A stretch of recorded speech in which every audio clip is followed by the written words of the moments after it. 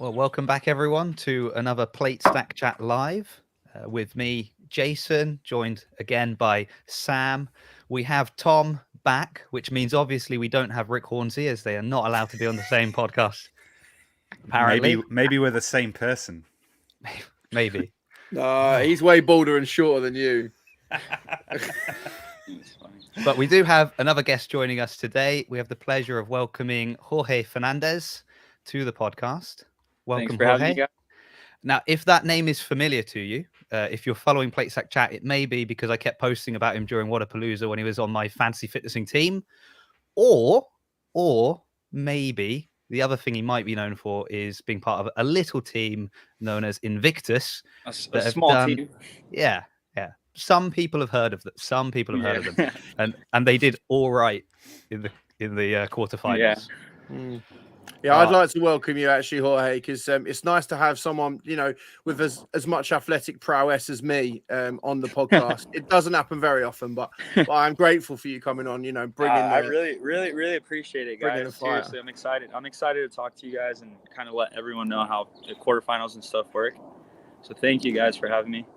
Yeah, and it sounds like Jason's been playing the long game. He's been sliding into your DMs since Waterpalooza. Yeah, right? So but he's clearly not distracted you too much. Not to bother you too much today. I already knew. I was like, yeah, I'm ready to go. Let's do it. Yeah.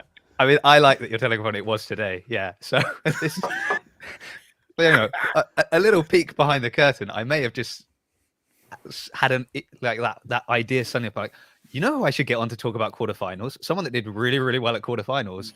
So I just a message, hey, Jorge, great job, man. You guys did really well.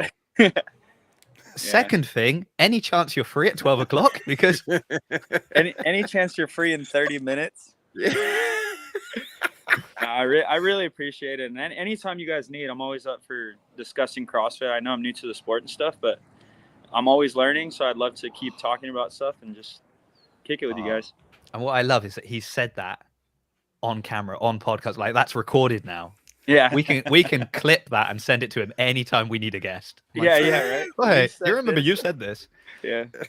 I mean, obviously, what springs to mind immediately is we've talked about how well your team did. They're definitely going to semi-finals. The three of us will probably be going as spectators work as spectators. We'll be not on the competition floor, Sid. But we're definitely going to need. Sid, what are you talking about? Okay, I actually will. I'm not even joking. I actually will be on the competition floor. I will have a microphone in my hand, and I'll be announcing people. But I will be on the competition floor, my friend.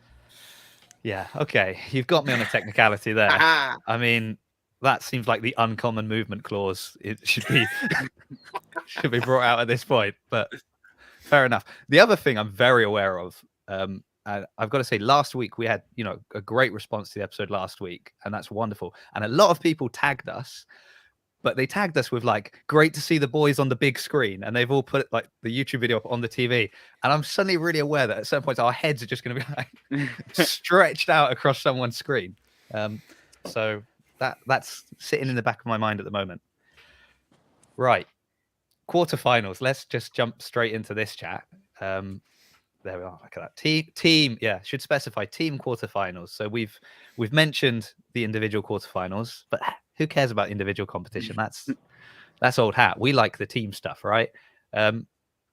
First thoughts. I'm going to throw it out to if anyone has any opinion on the workouts themselves. Let's start with the workouts. And actually, before we get there, I have one question I've got to ask, and I haven't looked into it, and I don't know if either Jorge or Tom will be experts on this, but with the individual quarterfinals, there was a lot of issues with the scoring and the review process, and I'm wondering if the fact that the teams got to do the workouts, a week later, 2 weeks, a week later, 2 weeks later, a week later, did they learn from that? Have there been less issues regarding sort of score adjustments so far on the team leaderboard? Yeah, I've learned from it. Yeah. Honestly, in my position, I learned a lot just because we were able to do the individual workouts first. So a bunch of us just did the individual workouts just to kind of get a feel for them. And we were really prepared going into that team one. So we did actually our second workout, we recorded and everything, and I kind of took it from an individual standpoint, so where I was kind of racing myself, and I made a slight mistake to where we were doing the handstand walk, and I kind of just flicked my hand over the line. And when we rewatched that video after the workout, it looked like I didn't touch. So we actually redid the workout 15 minutes later. We just rested 15 minutes and redid it again. So it was like, it kind of prepared us to be able to do that, like to look back at the video. Hey, they're pretty strict. They're checking all the videos. Let's just do it right. That way we don't leave it to the judges. So I think in our case, it was good for them to go first and then kind of understand that they were really strict on the standards. So I've got to say though, hey, you mentioned you did them individually to get a feel for them. Yeah. You did come 12th in North America though. Yeah. So, oh yeah, I know. It was, I don't know. Honestly, having Josh in the gym, just pushing each other, racing and stuff, it was a lot of fun. So I think that's what it was. I don't know. But yeah. Ended up 12th in North America. I'm going to say that's how I felt actually. So Josh, what you don't know is Josh has actually been to the gym that I go to before, Bearwarden CrossFit. I think it's quite close to his heart. My gym owner messaged him the other day, like, when you coming back to the UK? And he was like, when it's hot. So I was like, so never then. Never. Yeah. But when I feel that too. I feel like if he was just training with me, I'd probably be 12th, maybe in the scaled category of my gym. Something like that. Yeah. It's always a good push. It's really interesting you say that. And now we're in the kind of affiliate cup format where teams need to be training together at least 50% of the time. Yeah. I think what's really cool about it, and I have my head typically in the UK bubble, but we've seen kind of like athletes in the UK who are focusing on team kind of do really well in the quarterfinals. And, someone we've had on in the past on this podcast, Mike Catris, he went to the games last year on the CrossFit Aylesbury, the athlete program. And he said, you can take good individual athletes and they won't necessarily make a good team. But what I think we're seeing is, if you flip it on its head, is that if you put athletes together and get in training as a team, they're still really good individual athletes. And, your result, Josh's result, but many other athletes as well are showing that they will perform extremely well individually, but they're honing their skill, being really good team players as well. Exactly. That's so true. Yeah. And I think if you get 12th in North America individually, a lot of people are looking at that thinking, well, I mean, yeah, you're gonna do them again as a team. It's gonna be hard to get such a good score again as a team, Yeah. So getting second worldwide as a team, and that's so true, because going into the team, I had a little bit of pressure. I put a little pressure on myself, just thinking I got 12th. I really, really got to push on these, and that's where I think I made that mistake of the handstand walk, where I'm going a little too fast for team. So yeah, that's definitely true. Too fast for team. Oh, we'll get that on a t-shirt. Yeah. Too fast for team. I'm too fast for your team. I mean, that would be great. So you've made a mistake. Everyone has had to repeat that workout, which I'm sure they were really happy about. And then your excuse is, guys, I'm just too good. And and that was the thing, is I love having Josh, Britt, and Devin just super happy and ready to go for that second piece, where instead of shutting down, they made the goal of, okay, now we're going to go sub 8:30. Let's push a little harder. Let's make our movement a little better. And we did. We shaved our time off by 20 seconds. And we ended up getting first in that workout. So just them coming together and all of us being happy at the end, it just made it better. And I love that then after you were just you're welcome, guys. Yeah.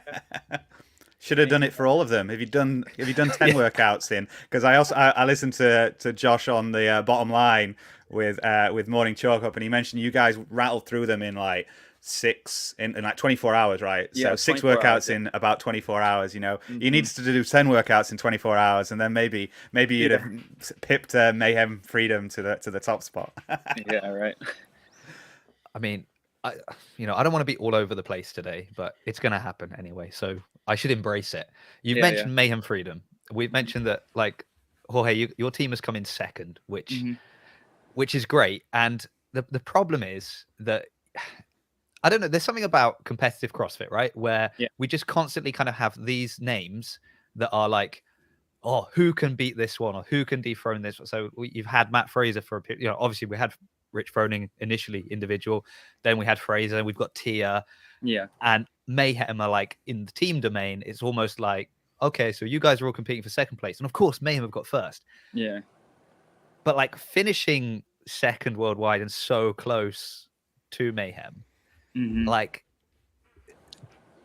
does that give you? I mean, is there that drive of like, yeah, it's, you know, it's doable, right? Like, they can be beaten. Yeah. Definitely. I mean, the goal from the beginning was to podium. It didn't matter what team is ahead of us. It could be Grekovic, Mayhem, anybody, move fast, lift heavy. Our main goal is just to give it everything we have at every training session, and then give it our full effort in competition. Obviously, you have those top teams, and those are what has been first, second, third for a while now. So, yeah, it does give us a boost of confidence getting second place ahead of some of those better teams in quarterfinals, and then gives us that push for semifinals. But yeah, for sure, it's just it's great to be right there. And the biggest thing for me is like getting that first place finish and stuff like that. Anything's possible, and like we're gonna push for the full effort every single event. So yeah. Do you think that they're likely to put you guys together at a semi? I've got a feeling they probably won't. But I feel like, well, I kind of hope they don't, because actually I want to see you guys sort of go away, work on your own stuff, and then come back together for the games, right? That's like the peak. That's what people want to see, right? Exactly. I don't know. It's weird this year. So last year we got to I think the top 10 got to pick where they wanted to go, and I'm hearing that this year you're not able to. But we don't know. They said something about like it's going to be fair and based off of geography. So I would think they'd send them closer to the east, whereas we'd stay maybe Granite Games. We don't know. But yeah, I think it'd be best that way, where they split up all the top teams and then kind of seed us through, and then eventually all come together at games and just make it one big battle between everyone. So one big battle. Yeah, one big battle. It's going to be so good. I'm buzzing for this more than I'm buzzing for individual at the moment. Yeah. Honestly, Sam, I was thinking a similar thing though. Like, I don't know why. There's something about the teams and the teams being separated. And do you know what? Maybe it is because it's separated by geographic location on where they're training. And so you'll have like Annie's team that they're going to have to go to one of the European regionals. You've got, you know, Mayhem that they're going to be going to a certain regional. You guys are probably going to go to a different one. So you do have like this nice split, and it's sort of then, oh, I really actually want to see how this team does against this team. And I'm not going to get to see that until the games. Yeah. Whereas I guess with the individual, you sort of, it seems almost like the big names are kind of already clumped together into certain regions. So you're kind of like, oh, well, I'm going to see them throw down at that semi-final anyway. And maybe, I don't know, it does feel like there's a slight, I don't know, a little like bit more. Kind of like a build up for team. Yeah. Throughout the season. Yeah. I think it's also, for me, it's also like the way that it kind of plays out as well, because you have teams is a much better way of establishing like a better base of fitness. Like obviously individuals, you could lock yourself in a gym for a whole year, not see anybody else, and then, you know, come out and just be a savage. Whereas actually like in teams, you have to be a team, and you can't just lock yourself away. You could lock your team away, but even then, like your team are sort of growing together and like becoming sort of, it's so in tune with each other. And I feel like, do you feel like you've got more to give? Like, do you feel like you went out mega hot, or you still got more to give, right? I assume that you don't peak yet. You're peaking at the games, right? That's definitely. But like, I would say, so my favorite thing to do is obviously go team. I know I have like that individual side, and I can choose to go to a semifinal there. But I think the biggest thing for me is like the effort I give for my team. Whereas individual, like I know how to pace it a little bit better, and I'm not going into that dark place so much, just because when you're in that dark place, it's kind of hard for you to keep going by yourself, where as a team, you just look left and right and kind of push for your teammate, and it just kind of gets you out of that mindset. So yeah, definitely like pushing for my team is like that favorite thing to do. I was going to ask actually, Jorge, you mentioned you're kind of new to the sport, and obviously you went to the games last year, right? And you know, if you look at your bio, your first Open was 2020. So like, is your preference, you mentioned there, is team, but like often, you know, other athletes maybe dabble in individual or successful in individual before going team, but like what is it about team that you kind of like really enjoy? I mean, is it just your soul, is it your sole focus always, or is there that individual kind of like in the chamber as well? Yeah, no, definitely. Individual's definitely in the chamber. I think my time will come in individual. I think what I enjoyed about team the most is obviously pushing for them, but I've just always been a team athlete since I was a young kid. And it's just like trying to lead a team, either to win a game or win the championship or whatever it is. It's kind of like the process of going through the entire season with the team. It's a lot more enjoyable than just kind of doing it on my own. I got a huge sense of the individual side during the pandemic, actually. So I signed up for a ton of like online competitions, and I was just like in my garage by myself trying to improve on things, and it was great and all, and it got me to where I am, but it's just I enjoy team a lot better than individual. You guys seem like you have loads of fun. Like when I see, obviously Instagram is like people just living their best life anyway, right? But it seems like you guys just live your best life all the time.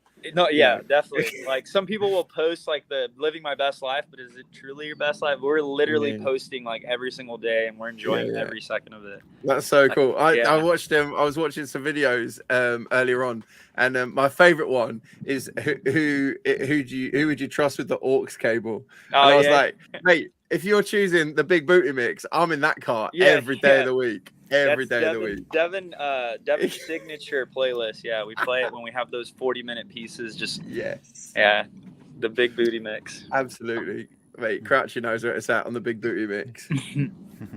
Well, I was thinking that you do get, don't you, like a lot of individual athletes that will kind of, especially when we had the kind of sanctionals and you know, maybe they'd already punched their ticket to the games, and then they were like, I'm gonna just go to do a team one as well. For fun, and to earn a bit, like, and to make a bit of money. Where it's like you don't hear individual athletes doing as much kind of, I'm just going to do this event for fun. It's more like, I'm doing this to tune up. I'm just going to do like this to see where I am, to see where I stack up. So it does seem that it's kind of accepted that it's more fun to be on a team. And then the other thing I was thinking is, and we touched on this a little bit last week with Hornsey about like sport and kind of things happen in sport. In sport, you know, a ref makes a bad call. You don't then later video review it and change the outcome of a game. It's like, that's the nature of live sport. Yeah. And team feels more like sport than individual competition does. Because again, it can be like, well, why did they lose that event? Like, it looked like they had it in the bag. It's like, well, one of their team members fumbled the worm here, and that meant they all kind of had to put it down. And you just feel like you've got more of the so if you're saying like, I grew up playing team sports, you can see why kind of the team would appeal as a kind of sport more so than just exercising really hard on my own. Exactly. We've got a couple of questions. This is from Jason. Not me, different Jason on the thing of, imagine, of course, he appreciates the team season being separate from Indy. Or do you appreciate the team season being separate from Indy? So I guess, is that like the fact that you can do both? You could do the individual qualifiers, and then you could do the team qualifiers and make that choice. Yeah, I enjoy it. Yeah, because it's fun to see where you're at individually, and then kind of either decide if you're going to go team or individual. So yeah, I do kind of appreciate that it's both separate. And Connor as well. So Connor is one of the young lads who comes to the trains at the box that I train at. And he has trained with Josh before. He was saying Josh's machine strength playlist apparently is. I've actually never heard it, so I got to ask him today. Oh, there you go. I see him in about an hour or so. There you go. Yeah. It has to be good. Strength. I mean, the numbers he pushes on the machines That playlist has to be really good. Fire. I want to come back to the the question from Jason. I think it's Tyler actually. He's doing a lot of stats. He's brought his baseball knowledge over to over to the kind of CrossFit space. Okay, this will be good because I used to play baseball. Ah, okay. I'm pretty sure that's what it is. Jason, apologies if I've got misconnecting here. But my thoughts on this, on it like being separate, and we talked about this when we were in the sanctional season, like because in the sanctional season there was geographic freedom. The sanctionals were kind of here, there, and everywhere, and people, I guess, if they had the sponsorship or the ability, could just kind of hop on a plane and compete wherever, and whether it be Dubai or kind of heading off to Asia as well. And I think like there's an element now where it's structured enough so people can kind of like set out their training. But I think what would be cool, because what we don't have right now in the off season, and by the off season I'm thinking, well, actually Waterpalooza is the exception, but Dubai and kind of like the Rogue Invitational is more of a chance for super teams to form, right? Because that's what Waterpalooza is. And I know you and Josh were out there kind of in January this year, but and that's a great example. But I think maybe if there were other opportunities to kind of have that, and so you could kind of have like a super team season, right? Yes, alongside kind of the affiliate, because I think for the sport and the growth of the sport, the affiliate cup format is really powerful. Like it engages with the affiliates, and it kind of like really, I think, pulls along the community. But having that kind of like super team cup as well could be pretty cool as well. I totally agree with you. Yeah. So my thought on them being separate, I suppose the fear, and kind of maybe what we saw a year or two ago, but from the looks of things this year has it's almost the opposite thing is happening, is that what wasn't nice was when going on a team meant, oh, interesting. Okay, we're going to get back to the second question in a second. I was going to say, when going on a team was like a backup plan, I didn't like that. It was like, oh, I'm going to go individual. Oh, I didn't make it to the semifinal or to like a sanction or whatever it was as an individual. Oh well, I'll fall back on team. And that kind of feels disrespectful of like the team competition. So that idea of, and I think we've mentioned Mike Catras already. I think he had that idea of like kind of maybe you had to make, call your shot before, like declare I'm going to be individual or I'm going to be team.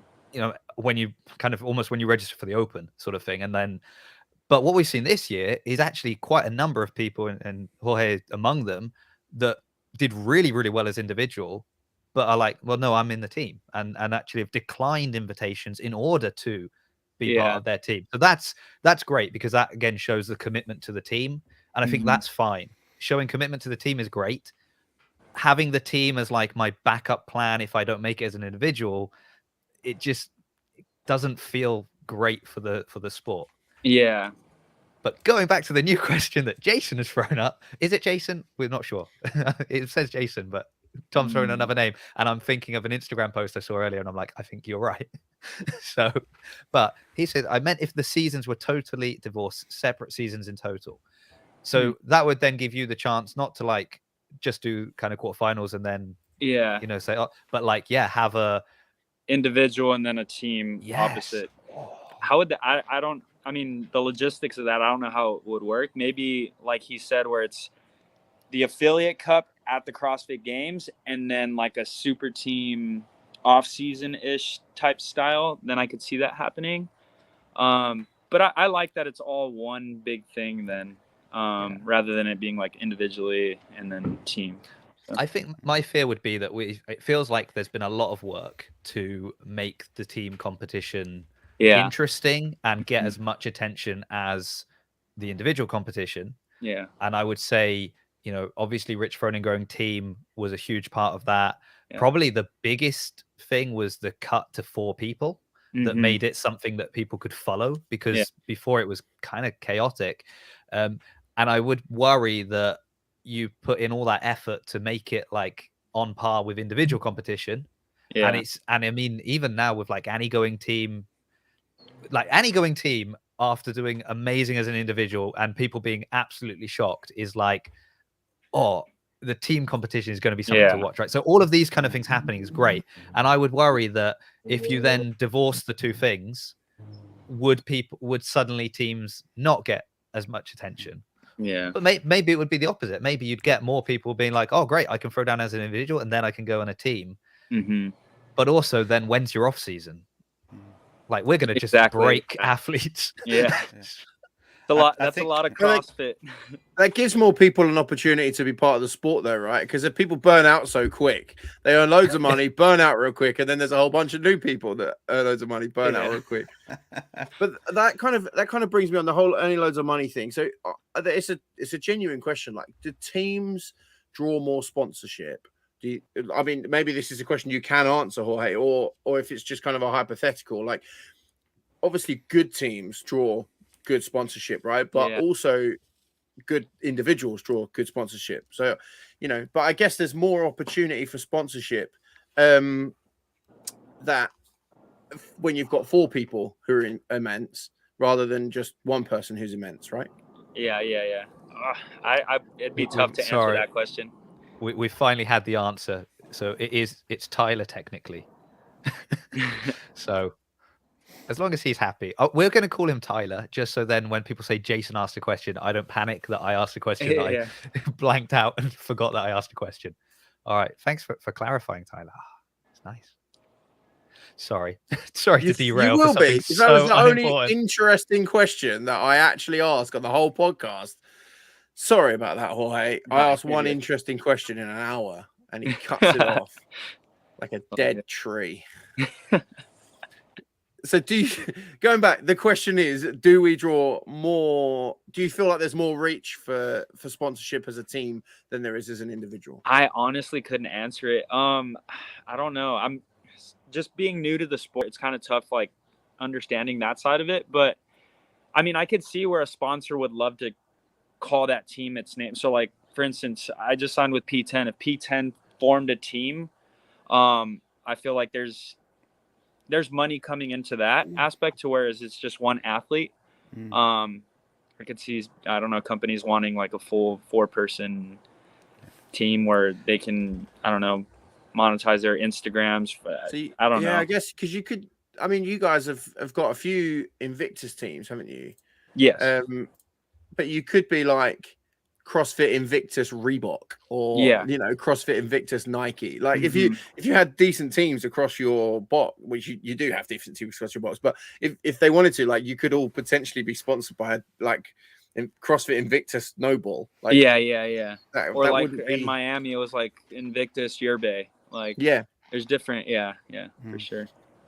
I want to add comment, and it actually links back to the whole thing of like splitting the season like completely in like team and individual separate, and it probably links into talking about sponsorship. Is that we're talking about trying to grow the sport, but in terms of eyes on the sport as well. We want to see people who don't do CrossFit watching CrossFit, and my impression is that what gets people excited about the sport is the stories. Now, I think Brian Friend would agree with this, is that it's the kind of the story of the athlete or the team, and it's typically a lot easier to kind of like weave the narrative for an individual. Because they're going to be a constant in that story, whereas we do know that teams will kind of chop in and out. And I am pleased to see on the Miles to Madison stuff and like the games kind of getting doing a bit of documentary stuff. They've been over to kind of Reykjavik to kind of talk with Annie and Lauren and people, and hopefully they'll start to highlight more now that kind of we're getting to those later stages, because there are exciting kind of stories to be had, and I think that the likes of like Tia, Matt, and Rich have kind of like created fables within the individual space, but we see it with Mayhem, and I've no doubt we're going to see it with more teams coming through as well, like Invictus for sure, right? And it's about whether it's about brands empowering that storytelling by getting behind an individual, like you mentioned P10, or if it's about kind of just consistent breadth of coverage by the likes of CrossFit Games, but also independent story makers as well. So I think that's where it's got to come. So my worry is, if we divorced, to go back to the original question of if we divorced independent, individual and team, that team might kind of struggle because it doesn't have the same storytelling power yet, or it's almost like spreading ourselves too thin if we do that. Okay. I'm going to play devil's advocate here for a second. good. And maybe Always Sam was I Sam might was be about to joining as well. you. Yeah, I'm going to join you, I think. At least it's 2v2. That's good. Yeah, right. But I would say that I think actually Team has tremendous power for storytelling, but the people that tell the stories don't have the experience of telling stories about teams. So the people that are focusing on CrossFit Media specifically have had maybe years of telling stories about Rich Froning, Matt Fraser, Tia, Sarah, individual athletes. Yeah. And they don't know how to spin a narrative around a team. But I can think off the top of my head of like a dozen of things that could happen in a team. Like you could have a team, like, I mean, Invictus could be doing really well. Invictus, they could be the team to dethrone Mayhem. They're doing really well. Oh no, an injury. But an individual athlete, an injury means they're out. That's the end of their season. But for a team, it means how are they going to do? They've had to replace this person last minute. So the team is still there, but they haven't trained together as much. They did so well in quarterfinals. How are they going to do in semifinals with this new athlete? Then maybe the injury's healed up. Oh no, now they're going to the games. Are they going with the person that was with them at quarterfinals, or are they able to bring back this person from the semi? Like, there could be a lot of stories there, right? Or even something like, imagine Rich stepping away from the team. So it won't happen because we know Invictus, or I should also say maybe Mike and CrossFit Aylesbury, one of those two teams of people I know and like, will obviously win. But let's live in that hypothetical world where Mayhem win another game. Imagine they win this year, and then next year Rich is out. He's like, all right, I'm stepping away. I'm going to coach the team, but I'm not going to be in the team. And then you've got a whole story of like, can Mayhem get the top spot again without Rich? Was it Rich that got them there, or is it the team? So I think there's a lot of stories that could be told. I just don't think people are yet approaching the stories in those ways because of, again, like how easy it was to tell an individual narrative. I was going to come out with at least 10 documentaries around teams that all of the all or nothing ones, the Chelsea, the Tottenham, these are all soccer teams.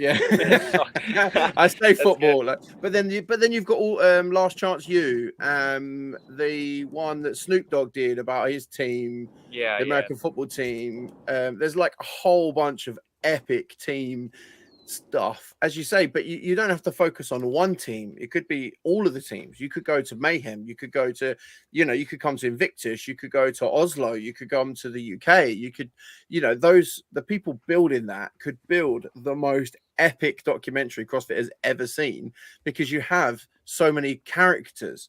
Like in the individuals, you have, and I'm not trying to sort of make light of it, but you have 10 people who are likely to win. Right, maybe in each category. Like there might be the odd outsider, but generally speaking, there are like 10 people on each side that you're thinking one of them's going to win, probably 5, if we're being honest. I thought 10 was very generous. Yeah, I didn't want to be too sort of harsh, but in teams, like you have got one team who are quite a bit above, but if you look at your results, they're not. Workout 1. You won. Workout 2, you came 5th, but you were 10 seconds behind first. Workout 3, you were 6, you came 3rd, and you were 6 seconds behind first. Workout 4, we won't talk about that. Workout 5, but workout 5, you were less than a minute behind. We're not talking; these are not huge margins. And actually building a brand around that whole thing. Yeah, especially for an online competition, because you're saying like 10 seconds online when you can't see the other team is one thing. 10 seconds when they're in front of you is a gap that can be closed. So that soon becomes 5, that soon becomes 2, because you're, as you said right at the beginning, you're doing it for your team.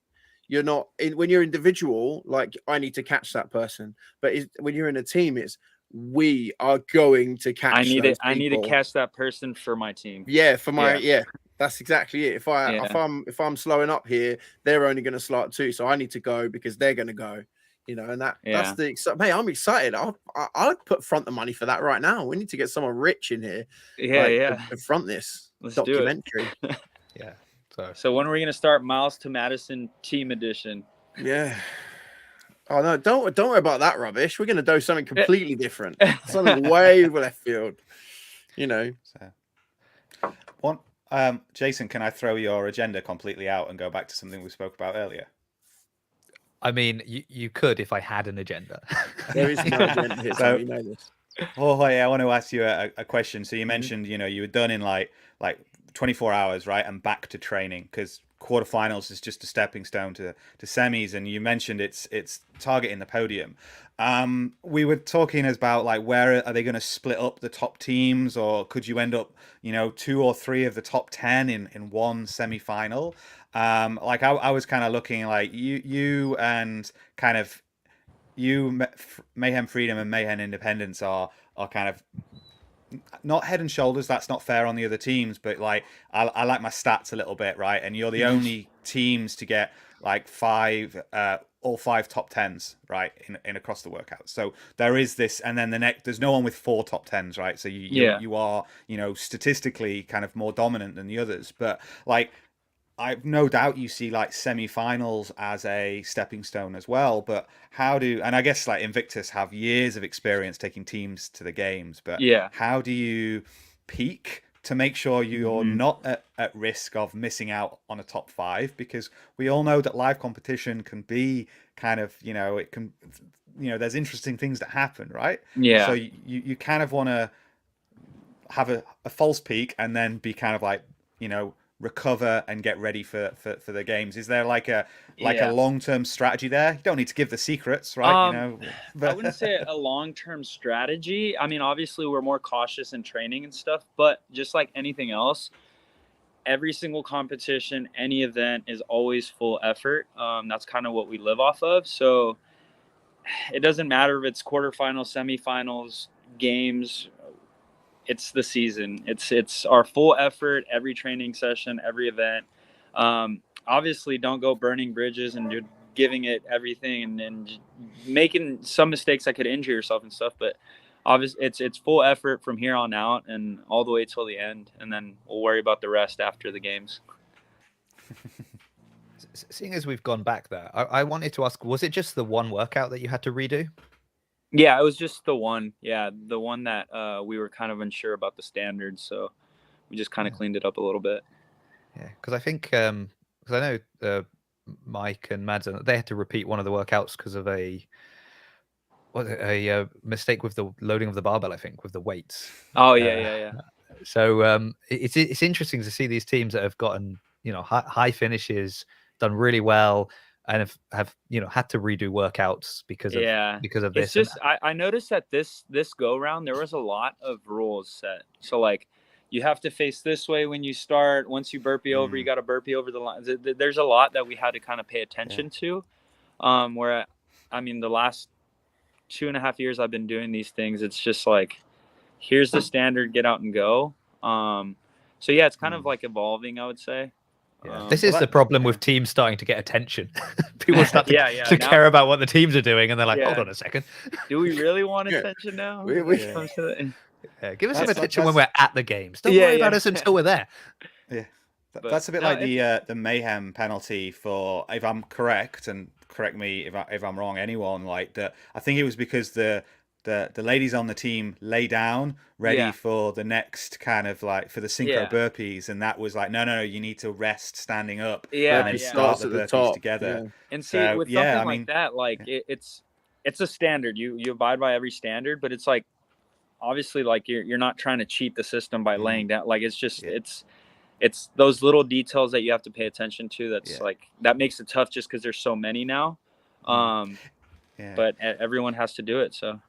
It's really everyone has to do it. There's 4 of you on a team, so it's like as you're saying, like you need to be facing this way when this happens and this way when that happens, and it's like if you're the only person, fair enough, you've read that and you just say, okay, I'll make sure I'm facing this way and then I'm facing that way. Exactly. But if you've got to make sure that everyone in your team at all times is doing, you know, is where they should be and doing what they should be doing, it does start to get very complicated. Point there too is like we have one judge for him to be watching all 4, and like even their judge, they're watching the people doing the shuttles. They're not watching the 2 girls. So how is it like, you know, like it's kind of hard to pay attention to all 4 as a judge too. So I know they get scrutinized sometimes for, well, why wasn't the judge watching the standard and stuff like that? Well, you got to know that they're also watching 4 different people doing 3 different things. It's just so which is how it would be at a live competition. And this goes back to, I can't think of it. Was it last week we were speaking about this, Sam, where we were sort of saying like the judges, when you're judging and you're watching something in real time and you're focused on what's happening and where the athlete is, you're not going frame by frame analyzing what everyone is doing. And then so even the fact that you guys are doing that, you're kind of watching your video back, like it's good and it is saving you getting those penalties. But I think that's where we start to talk about people that do really well on online competition, and it's like, because they redid the workout because they realized they were doing something wrong. In live competition, either that gets caught or it doesn't. And it's kind of like, and then I realized I interrupted Tom. He had probably had a much better question. So Tom, sorry. I was just going to build on what we were saying about that penalty, and that was a rule. And Jorge, you mentioned there around they're getting tighter and tighter. And what's really interesting, I feel like, like Andrea and Taylor like lying down, getting ready for the burpees. I feel like even just last year at the games, you'd have someone like Sean Woodland who would be pointing that out in his commentary, being like, look how kind of efficient they are. They're gaming it. They're thinking of like every efficiency. And so like, in previous seasons, that would be like, they're just on it. They're smooth as silk. But it's then like being brought in, no, you've all got to be stood up and then start. So it's interesting to see, and whether we'll see kind of like more of that. Whether it's an artifact of online competition or not, I'm not sure, but I think that'd be interesting. I must say though, that workout too. I mean, I wasn't going to be taking part, right? But burpee shuttle runs, I was a bit like, to be honest with you, it was one of my favorite ones. I know it's kind of just a nasty combo, but I enjoyed it. Just syncing up with all 4 and just running. I like doing shuttle runs and stuff. So. It's where you hope for that part B with a heavy barbell, right? And now do a 1 RM clean or something. Yeah, for sure. So, Tom, you're a little bit more across the leaderboards, particularly the UK one. I know. Let's put a little asterisk there and make sure that we stress that. Were there any other sort of? I mean, I don't want to say it was a surprise how well Invictus did. Like it was great how well they did. Were there any other teams that kind of popped out as hello? Like, hi. Can you guys hear me? We can hear you. We can hear you, you, bro. All good.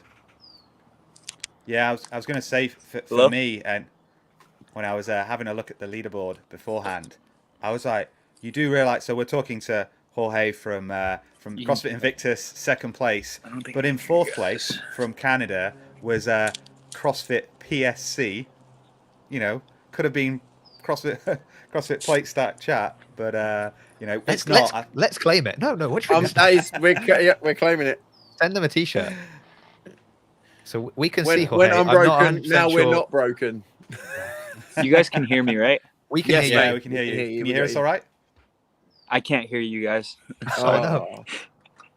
I don't know what. We can fill, no problems. Well, he can't hear you say we can fill, no problems. And that is a problem. Hold on. You guys fill. I will send him a comment. That's all good. If he goes and comes back, that's fine. But I think we should. I'd maybe not send them T-shirts, but there's no. It's nice of them to call themselves CrossFit PSC. I don't even. Where are they from? Yeah, they're from Canada. And obviously from Canada. I was just wondering where in Canada they're from.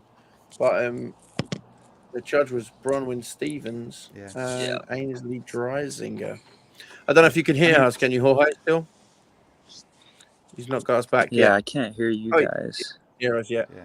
I mean, one of the things I want to say is, like, I think we do, and it will have been flagged by many people already, but for there to be kind of like three Mayhem teams in the top, whatever it is, in the top 10, I've probably done them a disservice there. That it's, well, three in the top 7 would be the way of looking at it, right? So, that's like really impressive. There's clearly a good template being used there. So that's kind of be really interesting to see if we end up with one of those, at least 2 of those teams in the same semi-final. There's plenty of teams like Pro One Montreal. They came like, where did they come in the 2021 games. I can't remember, but like, you know, they were up there, kind of last season as well. So There you go. it's gonna be We got him. interesting. He's back, and we're Yeah, going to sorry wrap about that. up. I don't know No, what- joking. Yeah. You guys weren't talking bad or anything, right? Oh no, no, of we- course not. Well, we were if just you want saying how to rubbish. make sure you listen back to the whole episode. Yeah. It's yeah, no, it is interesting that the teams that have done, some teams have done amazingly this year, that not that you wouldn't expect, but they kind of have jumped in a big way. There was a lot of hype over Reykjavik. I thought, I'll be honest, I thought they were going to do better than 12th worldwide. Did you? But only because there was so much hype. But maybe I'm a sucker to the hype, because we talked about that though after the games, didn't we? Like the whole, and in fact, this would be an interesting thing to chat with Jorge about now, and then maybe after the games. Obviously, you're going. But the idea, because the spotlight has been put on certain teams, like you expect them to do better, you know. And we were talking, Jorge, you probably, I assume you haven't listened to anything else that we've done, but we were talking because you know, just because you're in the States, like that's the only reason. Yeah. But the games last year was very like, the teams were like, oh, and there's Mayhem again. And Mayhem, what are Mayhem doing? Oh, and then like there were loads of British teams last year there, and like we didn't get any coverage of them. Yeah, really. I mean, Sam, you say there's loads of. I mean, Mike told us he and his team went to the games. There's I no never saw evidence them. anywhere that they were there. But apparently they went to the games on a team. I mean, but that would be interesting to. How do you? I don't. You don't want to talk crap about CrossFit, like especially like the HQ and stuff, but or the games sort of team. But I guess you're hoping that there's more coverage of other teams that are not just Mayhem. Yeah. I mean, it also happens in individual. I feel like it's just like the fourth, fifth, and sixth lane, and they go back and forth on the camera. That's what I thought when I've watched CrossFit even before I started. If there was a way where they could just like pan everyone, I don't know how it would happen, but that's the same thing that happens with individual too, I've noticed. So this is something we really picked up. So like we started by mentioning that, you know, I picked you on my fantasy fitnessing team for Whatappalooza. So we do that that's kind of one of the things we do as Plate Stack Chat, is we try and do the fantasy fitnessing teams for, which by the way, that is an awesome idea. When I first saw that, I was like, oh, there's fantasy CrossFit, like that's so awesome. I'd love to claim credit for it. It's Dave's baby, but but we have been pushing it a lot on this. Yeah, I came pretty high in the league last time. Just saying, I think I won actually. Yeah, that's awesome. But the way that it works, is like, so obviously the athletes are kind of ranked, and then according to their rank is the cost, and then you've only got so much money. So it forces you to pick athletes that maybe you don't know that well, or you hadn't heard of, but they're kind of, you know, you're trying to balance your budget. And it's infuriating to watch the events, because quite often you've picked people, and because they are not the people that are maybe finishing first and second and third, there are times that like the event has finished, they've moved on to the next heat, they've moved on maybe to the, you know, maybe it was the men and they've moved on to the women, whatever it is, and I still don't know where people on my team came, and they just don't address it. And then I'm thinking, okay, like I don't really care. It doesn't really matter. It's just a fancy fitnessing thing for me. But I'm thinking of like, if that's your son, your brother, your sister, like, and you know, you're like, oh yes, they've made it to this big stage. I'm so happy for them. And it's like, or everyone at the box is like, oh yeah, we're gonna get behind you. We're gonna support you. Yeah, we didn't never see you. Yeah, like that's. So I think you're right. That it does happen to both. I think on the team though, I mean, on the team that last year, was ridiculous. That was just unacceptable. That it was just. I have got a little anecdote here, talking of like, so we had three UK teams at the games last year. Now I know Invictus got an event win in the 3RM back squat, right? Yes. And so you got some coverage then, and I can't. I feel bad that I can't remember which team, but I'm pretty sure one of the UK teams got in the background of you lifting some serious tin. So I think, you know, claim to fame there. The UK teams did make it on because they were next to you when you were back squatting. Yeah, that's They're what going to I hate me tell for my that. parents. There goes the end just of go ahead and watch Saturday. Watch that event. You don't have to watch the entire thing because you won't see me the other one. But I was thinking when you were saying like you're expecting Annie's team to do better than that, Sam. So the Annie's team was the one that I'd kind of circled as I really wonder what's going to happen here. And I know we have to be nice because Jorge needs to make sure he doesn't say anything to offend people on that team for lodging purposes. But that was like the closest thing to kind of a super team. I think that we'd seen that was just sort of. Because it kind of came out of nowhere, right? It was like a bit last minute, and it was like, we're using these 4 people, and we're all moving to Iceland. And you're like, whoa, hold on, what? Like these 4 people? Like, yeah, I didn't even know they knew each other. And it was the most kind of super team-esque thing we saw, more so than like I don't know, Rich being like, and this year's athlete we brought in for a change is this one person. You're like, okay, it's one person. They can kind of gel with a team and pick up the cues from them. So I was intrigued. I was actually wondering, is this going to be again like we saw with a lot of super teams, that just because they had 4 fit people didn't mean it was necessarily a really good team? Yeah. But see, like to that point, to where you said they brought 4 people, you didn't even know if they knew each other. I mean, with them doing that, like you got to see that they don't even know the way each other works. So it's going to take some time for them to do it. I think they're going to do well this year. But they have the quarterfinals. They have a couple months till that game's time to kind of come together, mesh, and just kind of fix those things that each of them bring to the table. So, I mean, the quarterfinals, especially in Europe, were not a big cut, right? We had 54 teams going for 40 places. So, there's an element there of like, that, you don't want, and that's not to do a disservice to those that don't make it, but it's about recognizing where they need to be. So, yeah. So where do we go from here? What's next? It's semifinals. You don't know where you're going yet. We don't know where. Well, no, April 18th, I think. So next Monday. Is that next Monday? Okay. Yeah. So what we need to do is we'll find out where Invictus are going. We'll make sure we know the dates of that event. We'll work out which podcast it's best to get Jorge back on for. Yeah. Whether we want to speak before or after. I don't know how big the celebrations might be depending on where they come at the semifinal. So, yeah, it could be live from. Yes, let's drop in mid workout. Or Jorge sets his phone up at the end of the lane, like you wanted coverage, baby. Yeah, here it is. Yeah. Ah, brilliant. Now it's been great chatting to you. Thanks, Jorge. Yeah, thank you guys for having me. It was great. Yeah, and so okay, let's wrap this up. So, who knows what we're going to be talking about next week? Oh, when's the age group ones? Is that next week? I think 2 weeks. Yeah, 2 weeks time. Yeah. Okay. Well, we'll definitely, we'll definitely have someone on to fill us in on what's going on there. So maybe next week we're just going to talk about whatever crazy things have happened in the world of CrossFit since we last spoke. Yeah. But if you don't want to miss that, make sure you follow Plate Stack Chat. So plate.stack.chat on Instagram. You can follow Sam at La Roche Original. You can follow Tom at Chalking Fitness if you want to know what's happened specifically about the UK quarterfinals, because you do not get. Connor's jumping in to save the day. He said it's next Friday. Yeah. And if anyone would know, Connor would know. So thank you. Okay, so I guess we do know what we're talking about next week, which is good. Jorge, all right, his Instagram handle, I'm pretty sure it is just Jorge Fernandez.